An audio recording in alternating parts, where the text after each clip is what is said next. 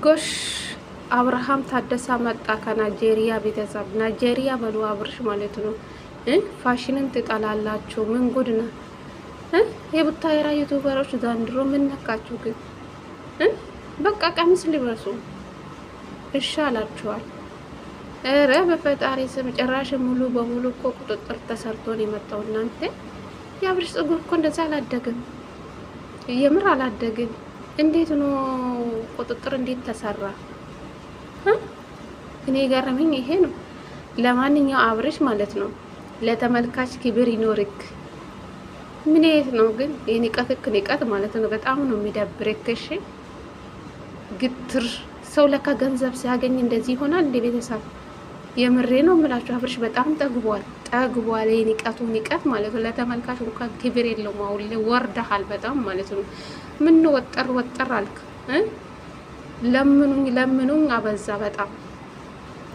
ኧረ በፈጣሪ ስም ይሄ ነው የልጅ አባት የሚባለው? የምን ማይክል ጃክሰን የምትለው ይሄ ነው? ፈጣሪ ሆይ ሰላም ጤና ይስጥልኝ። ጉድና የተከበራችሁ ቤተሰብ እንዴት ናችሁ? ልኝ ደህና ናችሁ? የኔ ደህና ነኝ እግዚአብሔር ይመስገን ብያለሁ። የኔ ውድ ቤተሰቦቼ እንግዲህ ከች ብዬላችሁ መጥቻለሁ። ለዚህ ቤት አዲስ ከሆናችሁ ላይክ፣ ሼር፣ ሰብስክራይብ በማድረግ ቤተሰብ ሆኑ ለማለት ፈልጋለሁ። እንግዲህ ዛሬ ውሽምት በዳኒ ቤት መጥታለች። እንግዲህ ቡዜና ዳኒን ጉድ ሰምታችኋል ሁላችሁም ማለት ነው። የዳኒና የቡዜ ሀሳባችሁ በቃ ሩታና አብርሽን ለማለያየት ነው። ሀሳባችሁ ይሄ ነው። ሩታና አብርሽ አንድ ላይ እንዳይሆኑ አይፈልጉ። እኔ ቢሆን ማለት ነው ሩታ ብትሆን ማለት ነው ከዚህ ህይወት ልቅ ብለሽ ብትወጪ ነው ምሻልልሽ ሩታዬ ማለት ነው። ምን ወንድ ልክ እንደጠፋ እዚህ ሰውዬ ላይ ልጥፉ ማለት እውነት በጣም በቃ ለምኑኝ አበዛኩ። ሩታ ዛሬ በዩ ቤት መታለች። እውነት ለመናገር የምሬ ነው የምላችሁ። ምን ነው በዚህ ልክ ከላብርሽ ወንድ የለም እንዴ? የምሬ ነው የምላችሁ። ሩታ ከዚህ ህይወት ውጪ አይጠቅምሽም አብርሽ ማለት ነው። እውነት አሁን ላይ እኔ እንደተረዱ ማለት ነው ቤተሰብ የቡዜ ዜራ አንደኛ ናት። በቃ ሩታና አብርሽ መለያየት ነው በቃ። ሄርሜላና አብርሽ አንድ ላይ ደስታ ሄርሜላ ጋ ነው። የሱ ፍላጎቱ ያለ ሄርሜላ ጋ ነው። እዛ ያለ ህይወት ደግሞ እያስገደዱ ነው እያለች ነው ያለችው። በቃ ቡዜ አሳባ ሁሉ ነገሯ ከሩታ ጋር አብርሽ እንዳይሆን አትፈልግም። ስለዚህ ፈጣሪ የስራሽን ይስጥሽ ቡዜ ማለት ነው። ይሄ ደግሞ ዋጋ ትከፍላለሽ። ዛሬ የተናገርሽውን ቃላት እንዳትረሺ ማለት ነው። ቪዲዮ ሁሉም ቁጭ ይላል።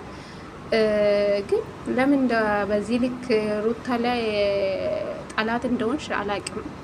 ፈጣሪ ልቡና ይስጥሽ። ወንድምሽን ጠቅልለሽ ማበላት ትችላለሽ። ገባሽ አይደለ? ከፈለግሽ አንቺ አግቢ። አንቺ የፈታሽ ሴት ስለሆንሽ ስለፈታሽ ሌላ ሰው ተፋቶ ቢኖሩ ምንም አይመስልሽ። የፈታች ሴት መቼም እኮ ለራሷ ያላሰበች ሴትዮ ለሰው ታስባለች ብዬ አላስብም። ስለፈታች ነው የሰውን ህይወት ውስጥ ገብታ የወንድሙን ህይወት ውስጥ ገብታ በዚህ ልክ እንደዚህ የምታቦካ ቡዜን አዩ። ውሽምት ደግሞ ትላንትና በወሰንሽ ወሳንሽ ብትወጪ ነው የሚሻልልሽ። ነገም አንቺ የሆነ ጥፋት እንኳን ብታጠፊ ማለት ነው ልክ አሁን ሩታ አብርሽ ላይ የሆነ ነገር እንዳደረገችው ማለት ነው አንቺም ላይ ነገ እንደሚቀየሩ እርግጠኛ ነኝ ማለት ነው። ምንም ዋስተኛ ያለሽም ነገ ላይ እንደሚቀይሩብሽ ማለት ነው። ገባሽ አይደለ? ግን በዚህ ልክ ራስሽን ዝቅ ባታደርጊ ጥሩ ነው። ትላንትና በወሰንሹ ወሳንሽ ከዚህ ህይወት ብትወጪ ህይወትሽን ባታበላሽ ህይወትሽን ብታስተካኪ ከዚህ ነገር ወጥተሽ አዲስ ህይወት ብትጀምሪ ይሻልሻል ሄርሜላ ማለት ነው። ብትጎጂ አንድ ወር ነው፣ ከዛ በላይ አትጎጂም። ይሄ ህይወት አይጠቅምሽም። ገባሽ አይደለ? አብርሽ ደግሞ ለትዳር የሚሆን ወንድ አይደለም። የወንድ አለጫ እሱ ስራ በቃ ጉራ መነፋት፣ ለምኑን አበዛ፣ ሴት መሰብሰብ የሱ ስራ ማለት ነው። ሴት ነው በቃ። ከሴት ቂጥ ስራ አይጠፋም አብርሽ ማለት ነው። ገባ አይደለ? በሰው ህይወት እየተጫወት ከአንተ እንደፈለክ እየኖርክ ትገኛለህ ማለት ነው። በሴት ህይወት ነው እየተጫወትክ ያለው ማለት ነው። ስለዚህ አንተ ለህፃን ልጅ ያላሰብከ ሰውዬ አሁን ላይ አብርሽ ሁኔታ ሳያቸው ከልጁ ውሽምት ነው የሚመርጠው ማለት ነው። ሁሉም ሰው የገፋፋ ያለ ሄርሜላ ጋር አብርሽ ይሆን ነው ሁሉም ፍላጎት። ቡዜም እንደዛ ናት። ቡዜ አንደኛ ናት። በቃ ለምን እንደዚህ እንደሆነች አላውቅም። ልጁ እኮ ነገ ያድጋል እኮ ነገ ያድጋል። ይሄ ሁሉ ቪዲዮ ያያል። ሁለቱን ለመለያየት ያደረጋችሁ ድርጊታችሁ፣ ሁኔታችሁ ይህን ቪዲዮ ልጁ ነገ ይመለከታል፣ ያያል። ለምን በዚህ ልክ ክፋት አስፈለገ?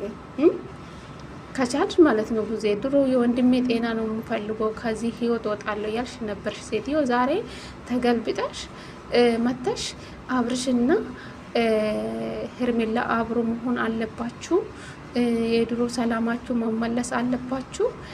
አስባችሁ ተረጋግታችሁ ነገሮቻችሁን አስተካክላችሁ አንድ ላይ መሆን አለባችሁ። ሄርሜላ ምንም ጥፋት የለባትም። ጥፋት ያለባቸው ሩታና ኤፍሬም ናቸው አላችሁ። ምንድናችሁ ግን እናንተ? እስስት ናችሁ እንዴ? ለምን በዚህ ልክ ክፋት ለምን አስፈለገ? ዳኒ አንተ አስመሳይ ማለት ነው። አንተ የሆነ ቀጣፊ ሰውዬ ማለት ነው። ምን ይመስላል ይህ ምስማር ፊት? የምሬ ነው የምላችሁ። በቃ የእነሱ አላማችሁ በቃ ሩታና አብርሽን ለመለያየት ነው። ሩታ ብትሆን እኔ ከዚህ ህይወት ወጣለሁ ማለት ነው። እሱ እንደፈለገ ይላላት። ፈጣሪ ደግሞ አንድ ልጅ ፈጣሪ ሰጥቶኛል አይደለ? ፈጣሪን አመስግኜ ልጄን አሳድጋለሁ። ህይወት ይቀጥላል። በቃ ከዚህ ሰውዬ ጋር ለምንድን ነው የምትቃጠለው? እውነቴ ነው የምላችሁ። ዛሬ እኔ ምን እንዳለ ታውቃላችሁ? ለአንቺን መጥፎ ስሜት የለኝም አሉ ለውሽምት ማለት ነው። የአንቺ ሀሳብሽን ንገሪኝ ምናምን አላት። እሷም ደግሞ እኔ የኔ ውሳኔ በትላንትና ውሳኔ ነው። አንተ ምንም ነገር እያሳየኝ አይደለም። ስለዚህ እኔ ደግሞ በማል መጎዳት የለብኝም ያንተን ሀሳብ። እሷም በቃ ምንም ተስፋ አልቆረጠችም ከአብርሽ ማለት ነው።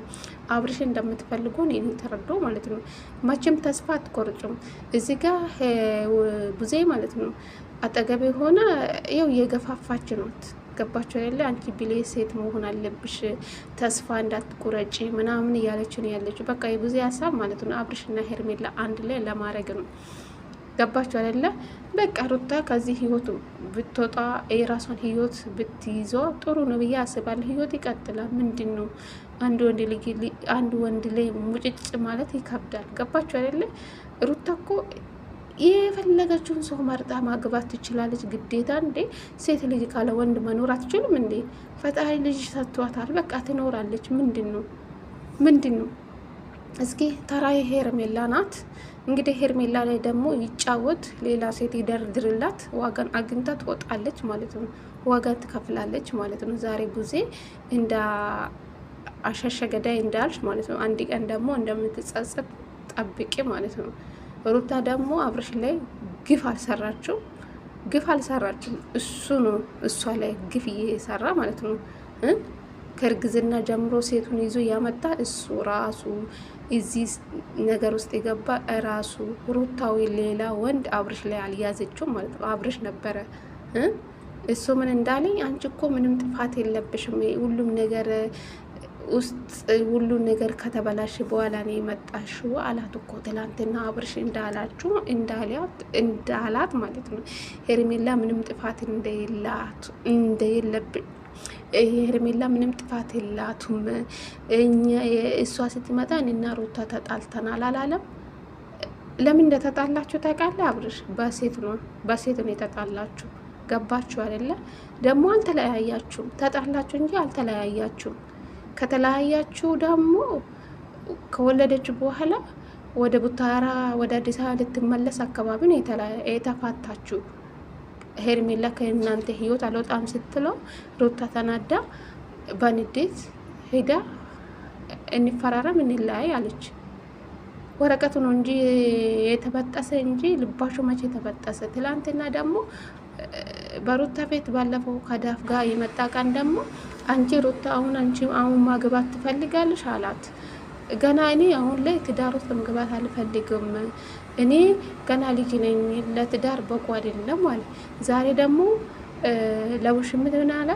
እኔ ለአንቺ መጥፎ ስሜት የለኝም፣ ስለዚህ አንቺን መረጋጋት አለብሽ፣ እኔ መረጋጋት አለብኝ። ተረጋጊ፣ ከዛ ከተረጋግሽ በኋላ እናወራለን አላት። ለአንቺ መጥፎ ስሜት የለኝም አላት። ምን ማለት ነው? ምን አይነት ንግግር ነው?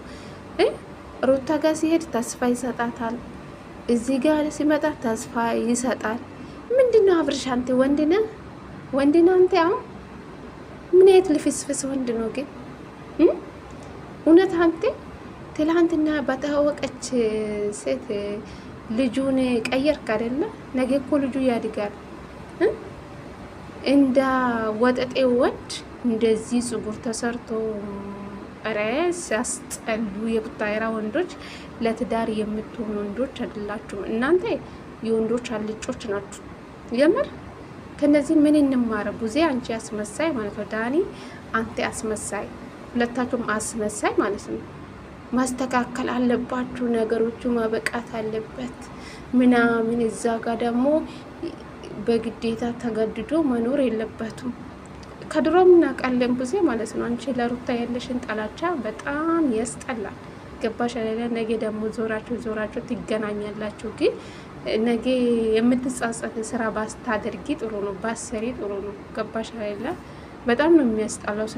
ስራሽ ይዘጋል በጣም ማለት ነው። ውሽምት ደግሞ ትላንትና ወስነሽ ወጥተሽ ዛሬ ተመልሰሽ መጣሽ። ላይ አንቺ ነገር ያው እኮ ነው፣ ያው ነው። ሄርሜላ መቼም ተስፋ አትቆርጥም በአብርሽ ማለት ነው። መቼም ማለት ነው እስከምትጎዳው እስከምታለቅሰው ድረስ ማለት ነው። የሩታን ሂጣ ፋንታ እስከሚደርሳት ድረስ ነው የምትፈልጉ ከአብርሽ ጋር መሆን ማለት ነው። እንግዲህ ቀጥሉበት። ሩታ የኔ ቆንጆ ከዚህ ህይወት ውጭ ይሄ ሰውዬ አይጠቅምሽም በፍጹም ማለት ነው። ምነው ካለ አብርሽ ወንድ የለም እንደ ምድር ላይ? ይህ ወንድ አልጫ ደግሞ ማን ይፈልጋል?